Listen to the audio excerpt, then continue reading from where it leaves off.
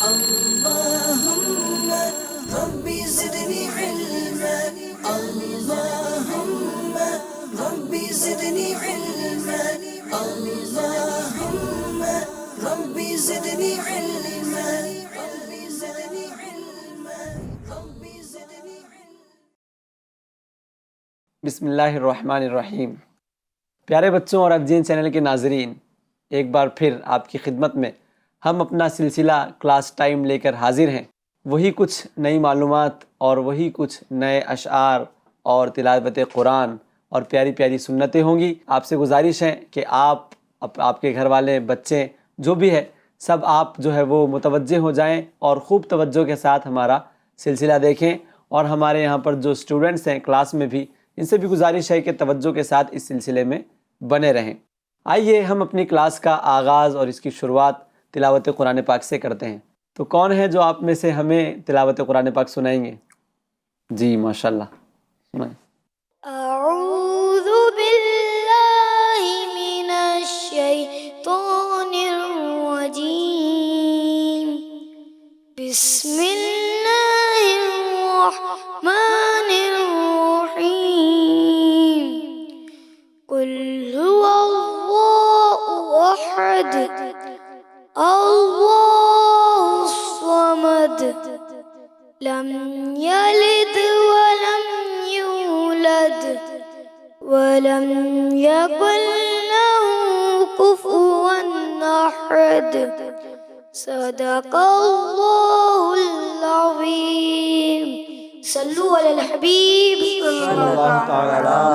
اللہ تعالی علیہ وسلم. ماشاءاللہ. آئیے اب ہم نعت پاک کی جانب بڑھتے ہیں. کون ہمیں کلام پاک سنائیں گے؟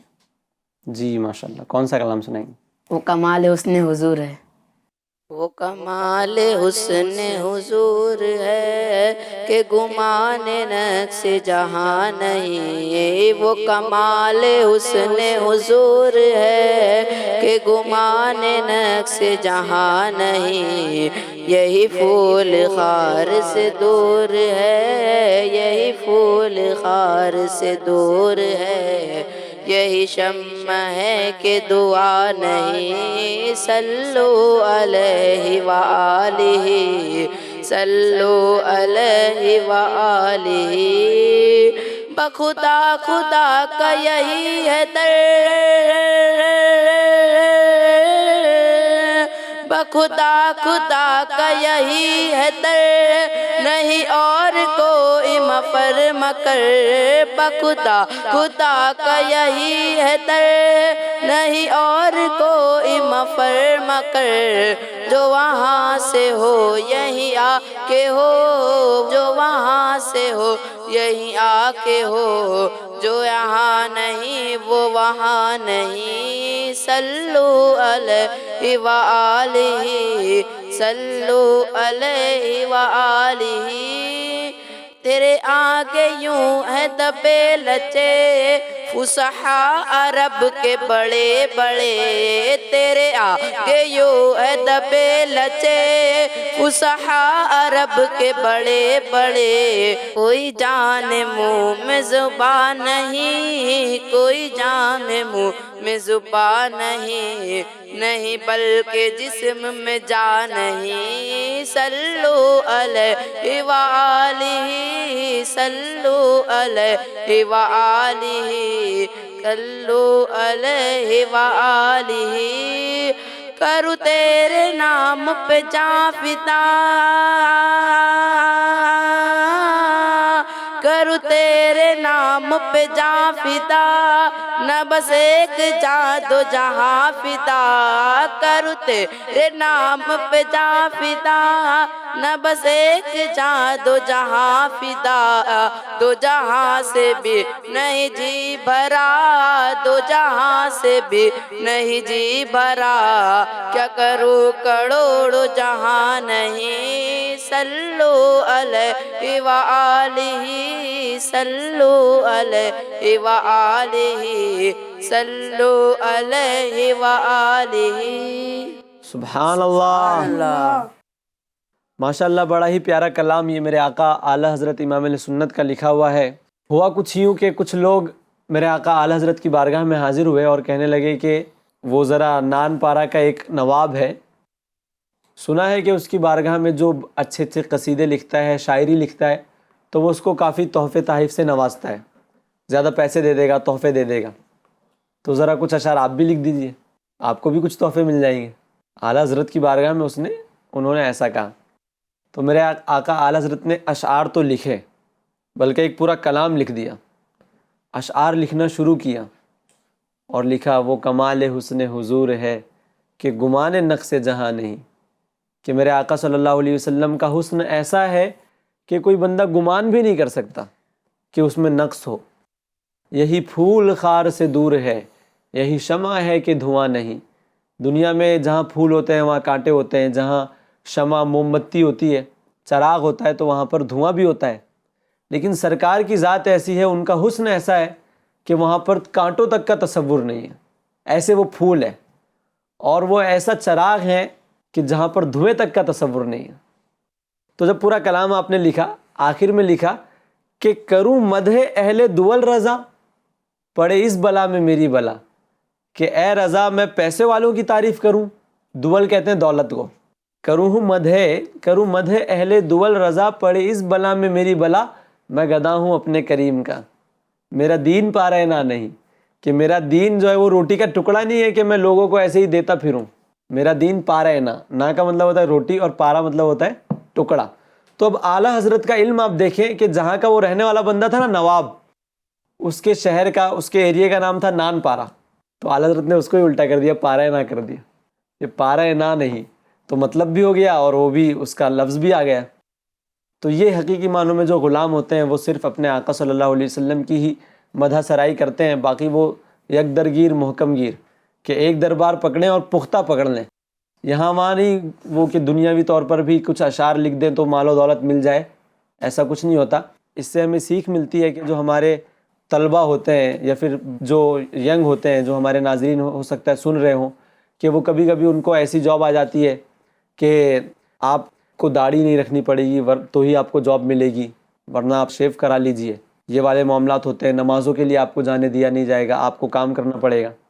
تو صرف دنیاوی طور پر چند سکوں کے لیے وہ جو ہے وہ اپنے شریعت کو پامال کر رہے ہوتے ہیں اور اس حکم پر عمل نہیں کرتے، پھر وہ لاسٹ میں وہی ہوتا ہے کہ یا تو گھر میں آ کے 5 نمازیں قضا کر کے ایک ساتھ پڑھتے ہیں، یا وہ بھی پڑھتے ہی نہیں ہے سرے سے۔ تو ایسا نہیں ہونے دینا ہے کہ دنیاوی طور پر دنیا کی کسی ظاہر ہے کہ مجبوری جو بنا لی ہے ہم لوگوں نے، اس صرف نام کی مجبوری کے طور پر ہمیں اپنے دین کے احکام پر عمل کرنا نہیں چھوڑنا ہے، دین ہی جو ہے وہ ہمارا سب کچھ ہے، ٹھیک ہے۔ صلو علی الحبیب صلی اللہ تعالی علی محمد صلی اللہ تعالی علیہ وآلہ وسلم۔ تو پیارے بچوں، آپ کتاب اوپن کیجئے، پیج نمبر 26۔ اسلام کی بنیادی باتیں ہم سن رہے تھے، سیکھ رہے تھے۔ گزشتہ سلسلے میں ہم نے فرشتوں کے بارے میں سنا تھا۔ آئیے فرشتوں کے بعد اب ہم نبی اور رسول، نبی کی جمع ہے انبیاء پلورل، اور رسول کی جمع ہے رسول۔ تو ہم بہت سنتے ہیں کہ نبی ایسے ہیں، نبی اتنے کمال والے ہیں۔ اصل میں نبی ہوتے کون ہیں، ان کا میننگ کیا ہوتا ہے، مطلب کیا ہوتا ہے؟ تو نبی کہتے ہیں جس انسان کو اللہ پاک نے ہدایت کے لیے وحی بھیجی ہو اسے نبی کہتے ہیں، یعنی اللہ کا پیغام ان تک آیا ہو تاکہ وہ لوگوں کو ہدایت دے۔ تو جس انسان کے پاس اللہ تعالیٰ نے وحی بھیجی، یعنی اپنا پیغام بھیجا تاکہ وہ لوگوں کو ہدایت دے، تو ایسے انسان کو کیا کہتے ہیں؟ نبی علیہ السلام۔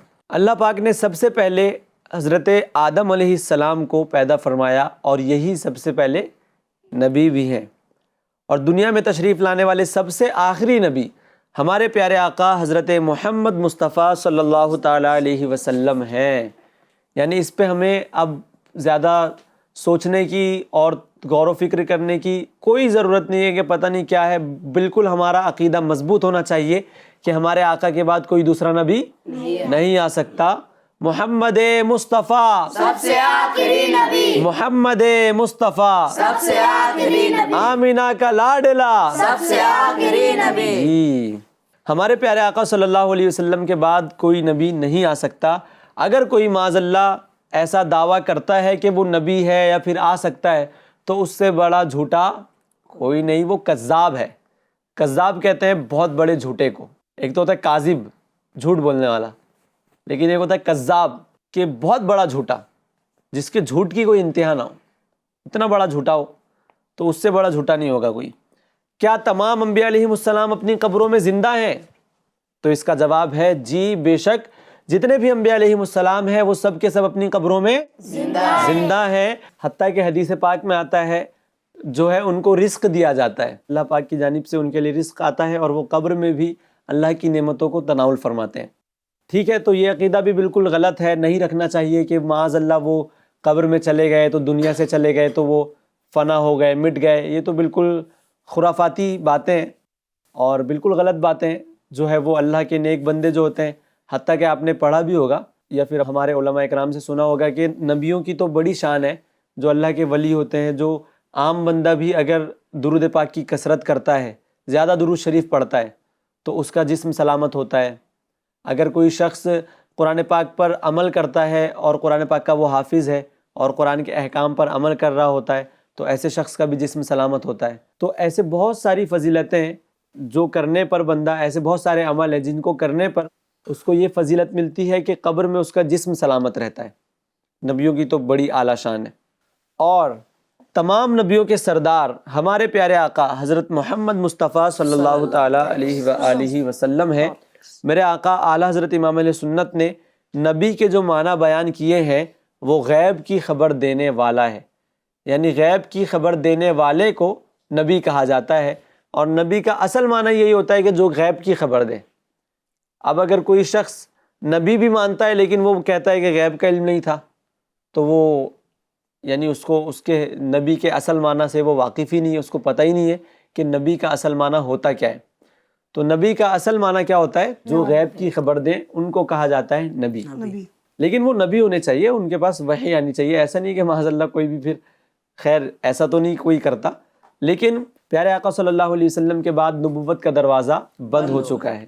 چند انبیاء علیہ السلام کے اسماء مبارکہ یہ ہیں: حضرت آدم علیہ السلام، حضرت نوح علیہ السلام، حضرت موسیٰ علیہ السلام، حضرت سیدنا عیسیٰ علیہ السلام، حضرت سیدنا داؤد علیہ السلام اور حضرت سیدنا سلیمان علیہ السلام، اور ہمارے پیارے پیارے آقا حضرت محمد مصطفیٰ صلی اللہ تعالیٰ علیہ وآلہ وسلم۔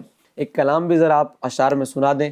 سب سے اولا و اعلیٰ ہمارا نبی، سب سے اولا و اعلیٰ ہمارا نبی، سب سے اولا و اعلیٰ ہمارا نبی، سب سے بالا و اعلیٰ ہمارا نبی۔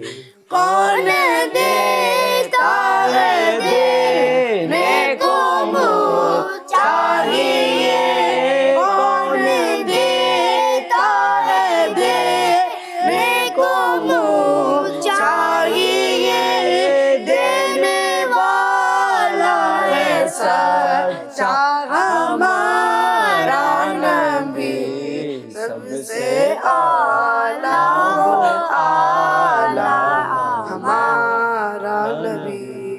سبحان اللہ، ماشاء اللہ۔ یہ سیگمنٹ تو ہمارا مکمل ہوا، تو آپ اپنی کتاب بھی بند کر دیں۔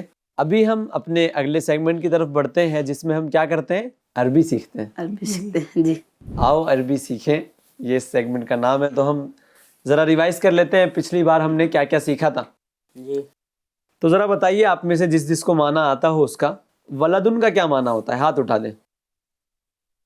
ولدن کا میننگ جی آپ فرمائیں۔ ولدن کا معنی لڑکا۔ سبحان اللہ۔ کبیرن آپ بتا دیں۔ کبیرن کا معنی بڑا۔ صغیرن آپ بتائیں۔ صغیرن کا معنی چھوٹا۔ انا انا کا معنی میں۔ انتا آپ بتائیں۔ انتا کا مطلب آپ۔ ماشاء اللہ۔ اور ہوا بتا دیں، سبھی بتا دیں۔ ہوا کا مطلب وہ۔ ہوا کا معنی وہ۔ اب میں بولتا ہوں، انا صغیرن، میں چھوٹا ہوں۔ میں چھوٹا ہوں۔ اب آپ ہاں یا نہ بولنا، مطلب صحیح ہے یا غلط ہے۔ میں چھوٹا ہوں کی عربی آتی ہے انت صغیرن، غلط. یہ صحیح ہے یا غلط؟ غلط. تو کیا آنی چاہیے؟ انا صغیر. انا صغیرن. یوں ہی تو بڑا ہے، اس کی عربی آتی ہے انا کبیرن، غلط. غلط. تو کیا آنی چاہیے؟ انت کبیر. ماشاء اللہ. چلیں ٹھیک ہے، آج ہم صرف 3 ورڈ سیکھیں گے جس کے ذریعے سوال کیا جاتا ہے اور اس کا جواب دیا جاتا ہے. جیسے ہم اردو میں بھی سوال کر رہے ہوتے ہیں نا، تو دیکھتے ہیں عربی میں جو ہے وہ اگر ہمیں سوال کرنا ہے تو پھر کون سے ورڈز استعمال کرتے ہیں.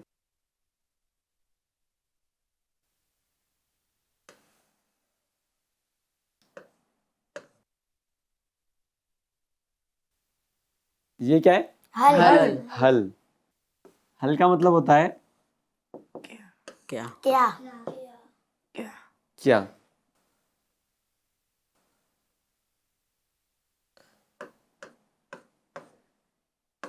نام.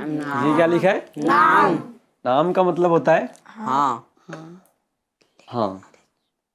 یوں ہی لا.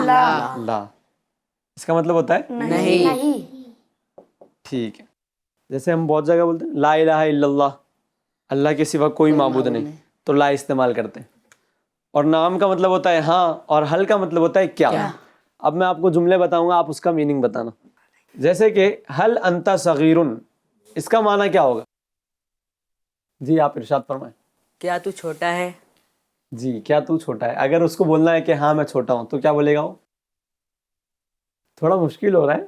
نام انا صغیر. جی ہاں بالکل ایسا ہی ہے کہ اگر ہمیں جواب دینا ہے تو نام انا صغیر، اور وہ سوال کر رہے ہیں تو حل انت کبیر، کیا تو بڑا ہے، تو اس کا جواب دیں گے ہاں. یعنی ہم اپنی زبان میں بھی اس کو استعمال کر سکتے ہیں، نام اور لا. نام یعنی ہاں اور لا یعنی نہیں. نہیں. اب ترجمہ دیکھتے ہیں. حل انت صغیر، حل انت صغیر. کیا تو چھوٹا ہے؟ ہاں تو ان کو بولنا ہے کہ نہیں میں چھوٹا نہیں ہوں، میں بڑا ہوں. تو کیسے بولیں گے؟ لا انا صغیر انا کبیر. لا انا صغیر انا کبیر. نہیں میں چھوٹا ہوں، نہیں اور بڑا بھی ہوں. نہیں چھوٹا نہیں بڑا. لا انا کبیر، نہیں میں بڑا ہوں. ایسا ہی بول سکتے ہیں نا خالی. لا انا کبیر.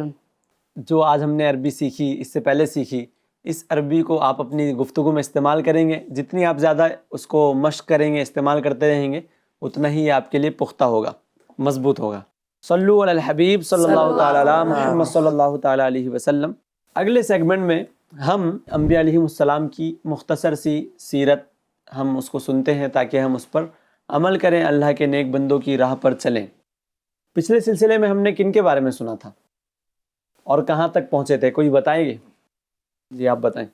پچھلے سلسلے میں حضرت موسیٰ علیہ السلام کے واقعات سنے تھے، اور ان کے بھائی حضرت ہارون علیہ السلام کی پیدائش ہوئی، وہاں تک سنی. پھر اس کے بعد ہوا کچھ یوں کہ حضرت موسیٰ علیہ السلام کی والدہ، ان کا نام ہے یوحانز، اور آپ جو ہے وہ حضرت لاوی بن یعقوب کی نسل سے تھیں. اللہ پاک نے انہیں خواب میں یا فرشتے کے ذریعے یا پھر ان کے دل میں یہ بات ڈالی کہ وہ اپنے بچے کو ایک صندوق میں جو ہے وہ، اگر ان کا خوف آئے یعنی فرعونیوں کا خوف آئے، تو ایک صندوق میں روئی وغیرہ رکھ کر بچے کو رکھ دیں اور دریا میں جا کر اس صندوق کو چھوڑ دیں، ڈال دیں. تو یہ بات آئی، اور غم نہ کریں. جب حضرت موسیٰ علیہ السلام کی والدہ کو اس بات کا خوف ہوا کہ فرعونی موسیٰ علیہ السلام تک پہنچ جائیں گے، تو انہوں نے ایک صندوق لیا اور اس میں روئی وغیرہ رکھی، اور اپنے شہزادے کو، اپنے بیٹے کو، دیکھیں آپ کتنی مشقت ہوتی ہے، کتنا مضبوط ہونا چاہیے نا آزمائش کے لیے. اپنے بچے کو آپ نے رکھا اور پھر بند کیا، اور پھر اللہ کے حوالے کرتے ہوئے انہوں نے اس دریا میں ان کو ڈال دیا. پھر دریا میں حضرت موسیٰ علیہ السلام کو ڈال دیا گیا. پھر ایسا ہوا کہ دریا کے ساتھ آپ جا رہے تھے بہتے ہوئے، اس دریا کی ایک چھوٹی سی شاخ تھی، یعنی چھوٹا سا پانی کا جو تھا وہ جاتا تھا فرعون کے محل کی طرف، اور اس میں بہتے بہتے حضرت موسیٰ علیہ السلام فرعون کے محل کی طرف جانے لگے. اس وقت حضرت آسیہ رضی اللہ عنہا، جو فرعون کی زوجہ ہیں، بیوی ہیں، لیکن چونکہ وہ ایمان لے آئی تھی اور اچھی تھی، آپ نیک خاتون تھی، آپ کافی رحم دل تھی، صدقہ و خیرات کیا کرتی تھی، غریبوں کی مدد کرتی تھی. وہاں پر وہ آپ جو ہے وہ بیٹھی ہوئی تھی اور ساتھ میں فرعون بھی بیٹھا تھا. تو فرعون نے اپنے سپاہیوں سے کہا کہ اس صندوق کو میرے پاس لاؤ. تو جب وہ لایا گیا صندوق، تو پھر فرعون نے اس کو کھولا، تو اس کے اندر حضرت موسیٰ علیہ السلام کو اس نے جیسے ہی دیکھا تو حسن کی وجہ سے وہ فرعون کا موسیٰ علیہ السلام پر دل آ گیا، یعنی وہ محبت کر بیٹھا، موسیٰ علیہ السلام سے محبت کرنے لگا، لیکن چونکہ اس کو یہ خدشہ تھا، خوف تھا کہ کہیں یہی وہ بچہ نہ ہو، اور دیگر درباریوں نے بھی کہہ دیا کہ ہو سکتا ہے یہی وہ بچہ ہو کہ جو تیری سلطنت کو، تیری بادشاہت کو ختم کرنے آیا ہو۔ لیکن جو حضرت آسیہ تھی، انہوں نے فرعون کو سمجھایا کہ یہ بچے تو کافی بڑے لگ رہے ہیں، ان کی عمر زیادہ لگ رہی ہے، تو ہو سکتا ہے کہ یہ اس سال پیدا ہوئے ہوں گے جس سال تم نے بچوں کو چھوڑنے کا حکم دیا تھا، یا پھر ہو سکتا ہے کہ یہ کسی اور شہر سے آئے ہوں گے، حالانکہ کاہنوں نے تو تمہیں یہ بتایا ہے کہ یہ اسی شہر کا بندہ ہوگا، تو بہتے ہوئے آئے ہیں تو ہو سکتا ہے کسی اور شہر سے آئے ہوں گے۔ تو یوں حضرت آسیہ سمجھانے میں کامیاب ہو گئی، اور فرعون کے محل میں حضرت موسیٰ علیہ السلام کی پرورش ہونا شروع ہو گئی۔ اللہ کی قدرت کہ خود دشمن کے گھر میں ہی اللہ کے نبی جو ہے وہ پرورش پا رہے ہیں۔ بالآخر جب یہ ہوا تو دودھ پلانے کا معاملہ ہوا، تو موسیٰ علیہ السلام کسی کا دودھ جو ہے وہ پی رہے نہیں تھے، نوش نہیں فرما رہے تھے، تو آپ کی جو وہاں پر بہن تھی، موسیٰ علیہ السلام کی بہن، یہ سب نظارہ دیکھ رہی تھی، تو بہن نے کہا کہ میرے تعلقات میں ایک خاتون ہے، مجھے امید ہے کہ وہ ان کا دودھ پی لیں گے، یعنی ان کی والدہ، موسیٰ علیہ السلام کی والدہ۔ تو موسیٰ علیہ السلام کی والدہ کو بلایا گیا، تو پھر موسیٰ علیہ السلام کی والدہ نے، حضرت موسیٰ علیہ السلام کی والدہ نے جب ان کو دودھ پلایا تو آپ نے وہ نوش فرمایا۔ تو یعنی یہ کہ اللہ کی قدرت کہ جب اللہ تعالیٰ نے موسیٰ علیہ السلام کی والدہ کو دل میں یہ بات ڈالی تھی کہ ہم یہ بچہ تمہارے پاس لوٹا دیں گے، تو کیسے لوٹایا کہ محفوظ بھی ہو گئے اور خود فرعون کے محل میں بھی پرورش پانے لگے، اور دودھ بھی آپ کو اپنی والدہ کا مل گیا۔ تو پھر فرعون نے کہا کہ تم یہ بچے کو لے جایا کرو اور اپنے گھر میں ہی دودھ پلایا کرو۔ تو یہ ایک عرصے دراز تک دودھ پلاتی تھی اپنے بچے کو، لیکن جب تھوڑی بڑی عمر ہو گئی، جب دودھ پلانے کا معاملہ ختم ہو گیا، تو پھر آپ کو پھر محل کی طرف بھیج دیا گیا تاکہ آپ اب مستقل طور پر محل میں ہی پرورش حاصل کریں اور پرورش پائیں۔ تو اس میں بھی یہ واقعہ ہوا تھا ایک کہ جب موسیٰ علیہ السلام روتے تھے یا پھر بچپنا تھا تو فرعون گود میں لے کر کھلاتا بھی تھا، ایسا جیسے بچے کو کرتے نا، چونکہ وہ ظالم تھا، ہم اس کی تعریف نہیں کر رہے، وہ بہت بڑا ظالم تھا وہ، لیکن ایک ہوتا ہے نا فطری محبت ہو جاتی ہے، کوئی بھی خوبصورت نظر آتا ہے تو اس سے ایک دل میں محبت سی ہو جاتی ہے کہ دل کرتا ہے کہ اس سے بات کی جائے، اس سے تھوڑا قریب ہوا جائے۔ تو ویسے ہی بچوں کی بھی محبت تھی اس کے دل میں، موسیٰ علیہ السلام کی محبت تھی، تو وہ کھلانے لگا تو موسیٰ علیہ السلام نے اس کی داڑھی پکڑی اور اس کو ایک تماچا مارا۔ کہے گا مت لگائیے گا، شیطان کی طرف سے نا، تو اس کو ایک تماچا مار دیا، تو اس کو بہت غصہ آیا، بہت جلال آیا، اس کا دل کرنے لگا کہ اب تو ان کو شہید کروں گا، قتل کروں گا۔ تو پھر حضرت آسیہ رضی اللہ تعالی عنہا نے فرعون سے کہا کہ یہ تو بچہ ہے، ایسے ہی مار دیا ہوگا، اس میں اس کی کیا خطا، یہ تو بچے ہوتے ہی ہے، تم آزما بھی سکتے ہو۔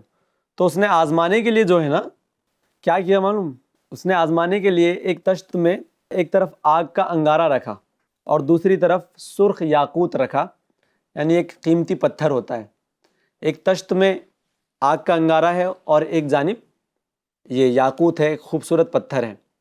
تو موسیٰ علیہ السلام جو ہے وہ یاقوت لینا چاہتے تھے، یعنی اس نے آزمانا چاہا کہ یہ بچے ہیں یا پھر سمجھداری کی حالت میں انہوں نے مجھے مارا ہے، تو اگر بچے ہوں گے تو ان کو پتہ نہیں ہوگا کہ کس کو میں ہاتھ لگا رہا ہوں، آگ کے انگارے کو بھی پکڑ سکتے ہیں۔ تو حضرت موسیٰ علیہ السلام ہاتھ بڑھا رہے تھے یاقوت کی طرف جو قیمتی پتھر ہوتا ہے، مگر ایک فرشتہ آیا اور اس فرشتے نے حضرت موسیٰ علیہ السلام کا ہاتھ انگارے پر رکھ دیا، یعنی آپ نے انگارے کو لے لیا ہاتھ میں اور پکڑ لیا، اور پھر ہوا یہ کہ موسیٰ علیہ السلام نے اسے اپنے منہ میں بھی رکھ لیا انگارے کو۔ آپ سوچیں، پھر جس سے آپ کی مبارک زبان جل گئی اور آپ کی زبان میں لکنت پیدا ہو گئی، اسی لیے وہ رب اشرح لی صدری ویسر لی امری واحلل عقدۃ من لسانی، یہ موسیٰ علیہ السلام کی دعا ہے نا۔ تو ایسا ہے کہ اگر کسی کی زبان میں لکنت ہو، وہ صحیح سے اچھے انداز میں فصیح اور بلیغ، یعنی بالکل جو صاف الفاظ ہوتے ہیں وہ صحیح سے ادا نہ کر پا رہا ہو، تو وہ یہ دعا پڑھا کرے، پھر آپ کی وہ لکنت ختم ہو گئی تھی اس دعا کی برکت سے، اللہ کے کرم سے۔ تو خیر معاملہ جو یہ تھا کہ حضرت موسیٰ علیہ السلام نے آگ کا انگارہ جو ہے وہ اپنے منہ میں رکھ لیا تھا، پھر فرعون کے محل میں آپ رہ رہے تھے۔ انشاءاللہ تعالیٰ اور بھی آپ کے دلچسپ واقعات ہے، پھر آپ کو عصا ملا، یعنی لاٹھی ملی، پھر وہ لاٹھی کیا کیا بن جایا کرتی تھی، سانپ بن جاتی تھی، تو یہ انشاءاللہ تعالیٰ ہم اور بھی اگلے ایپیسوڈ میں سنیں گے۔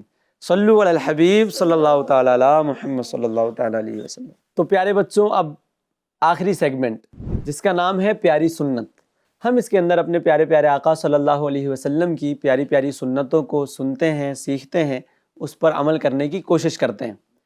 پچھلے سلسلے میں ہم نے گھر میں داخلے کی، آنے جانے کی سنت آداب سیکھے تھے۔ آج ہم سنیں گے سفر کی سنتیں اور آداب۔ چونکہ اکثر اور بیشتر ہمیں بھی، یعنی اکثر طور پر، عمومی طور پر ہمیں جو ہے وہ سفر کرنے کی ضرورت پیش آتے رہتی ہے، بلکہ بہت سے خوش نصیب اسلامی بھائیوں کو تو راہ خدا میں جو ہم مدنی قافلے ہمارے نکلتے ہیں اس میں بھی ہم سفر کر رہے ہوتے ہیں۔ تو مدنی قافلے ہمارے دعوت اسلامی انڈیا کی جانب سے جاتے ہیں، اس میں بھی ہمیں، آپ کی جب عمر ہو جائے بڑی تو اس وقت آپ جانے کی نیت کر لیجئے، ورنہ آپ اپنے والد کے ساتھ تو جا ہی سکتے ہیں۔ آپ کے جو سرپرست ہے، والد ہیں، چچا ہیں، بڑے بھائی ہیں، ان کے ساتھ جا سکتے ہیں۔ تو سفر کرنے کی جو سنتیں ہیں وہ آج ہم سنیں گے۔ ممکن ہو تو جمعرات کو سفر کی شروعات کی جائے، کیونکہ جمعرات کو سفر کرنے کی ابتدا کرنا یہ سنت ہے۔ ہو سکے تو جمعرات کو آپ سفر کریں، اور جو ہمارے مدنی قافلے جاتے ہیں نا، وہ بھی اجتماع کے بعد ہی ان کا جدول رہتا ہے۔ اگر سہولت ہو تو رات کو سفر کیا جائے، کیونکہ رات کو سفر جلدی طے ہو جاتا ہے، بندہ جلدی اپنی منزل تک پہنچ جاتا ہے۔ اور حدیث پاک میں بھی ہے کہ رات کو سفر کیا کرو، کیونکہ رات کو زمین لپیٹ دی جاتی ہے۔ اور یہ تجربہ بھی ہوگا کہ جو لوگ رات کو سفر کرتے ہیں نا، تو وہ صبح اٹھیں گے، ارے اتنا زیادہ ہم نے طے کر لیا، ابھی بس پہنچنے ہی والے ہیں، کتنے تو پہنچ بھی جاتے ہیں اپنی منزل تک۔ اگر چند اسلامی بھائی مل کر قافلے کی صورت میں سفر کریں تو کسی ایک کو اپنا نگران اور اپنا امیر بنا لیں، کیونکہ یہ بھی بہتر طریقہ ہے کہ جیسے 6-7 افراد اگر سفر کر رہے ہیں تو ان میں سے ایک کو اپنا امیر بنا لیں، جو وہ کہیں اس پر عمل کریں۔ لیکن ہاں، شریعت کی پابندی کرنی ہے، وہ کوئی شریعت کے خلاف کام کرے یا کہے تو پھر اس پر ہمیں جو ہے وہ عمل نہیں کرنا۔ چلتے وقت عزیزوں، دوستوں سے قصور معاف کروا لیں۔ جب آپ سفر کرنے کے لیے روانہ ہو رہے ہیں تو اس وقت چاہیے کہ اپنے جو گھر والے ہیں ان سے، اگر آپ کی کوئی غلطی ہو گئی ہو تو معافی مانگ لیں، اپنے قصور کو، اپنی خطاؤں کو ان سے معاف کروا لیں، اور جن سے معافی طلب کی جائے ان پر لازم ہے کہ وہ دل سے معاف کر دیں۔ کیونکہ بہت سارے لوگ جو ہوتے ہیں، وہ پہلی بات تو ہم کیا وہ کرے کہ بہت سارے لوگوں کا دل دکھا رہے ہوتے ہیں، لیکن سامنے سے معافی مانگنے میں ان کا دل دکھتا ہے کہ یار مجھے شرم آتی ہے معافی مانگنے میں۔ تو ہمیں معافی مانگنے میں کبھی شرم نہیں آنی چاہیے۔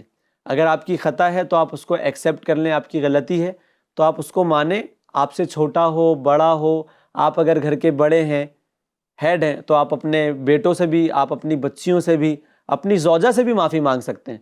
اس میں کیا جا رہا ہے؟ معافی مانگنے والے کو تو روایتوں میں آتا ہے کہ جو اللہ کے لیے جھکتا ہے، اللہ کریم اس کو بلند کر دیتا ہے۔ تو اسی لیے جھکنا سیکھیں۔ اور جو سامنے والا بندہ ہے، اسلام کتنا خوبصورت مذہب ہے کہ ایک تو یہ کہ اس والے بندے کو یہ نصیحت کر رہا ہے کہ تم معافی مانگ لو، اور جس سے معافی مانگی جا رہی ہے اس کو یہ نصیحت ہے، اس کو یہ حکم ہے کہ وہ اس کی معافی قبول کر لے، اس کو سچے دل کے ساتھ معاف کر دیں۔ اور لباس سفر پہن کر اگر وقت مکروہ نہ ہو تو گھر میں 4 رکعت نفل الحمدللہ قل شریف سے پڑھ کر باہر نکلیں، یعنی 4 رکعتیں جو ہے وہ نفل پڑھیں اور اس میں الحمدللہ پڑھیں اور قل پڑھیں۔ پیارے بچوں، ہمارا سلسلہ مکمل ہوا اور ہم نے آج کافی دلچسپ معلومات حاصل کی، حضرت موسیٰ علیہ السلام کے بارے میں سنا، اور سفر سے آنے جانے کی جو سنت آداب ہیں وہ ہم نے سنی، اور انشاءاللہ الکریم اور بھی ہم اپنے سلسلے ایپیسوڈز لاتے رہیں گے جن میں ہم یوں ہی اچھی اچھی باتیں سیکھتے رہیں گے۔ آپ تمامی بچوں سے، طلبہ اکرام سے جو ہمارے ایف جی این چینل دیکھ رہے ہیں، ان سے بھی گزارش ہے، مدنی التجا ہے کہ ہمارے سلسلوں کو دیکھیں، ایف جی این چینل دیکھتے رہیں اور اپنا اور اپنے گھر والوں کا خاص خیال رکھیں۔ صلو علی الحبیب صلی اللہ تعالیٰ علی محمد صلی اللہ تعالیٰ علیہ وسلم۔ اللهم ربي زدني علما، اللهم ربي زدني علما، اللهم ربي زدني علما، ربي زدني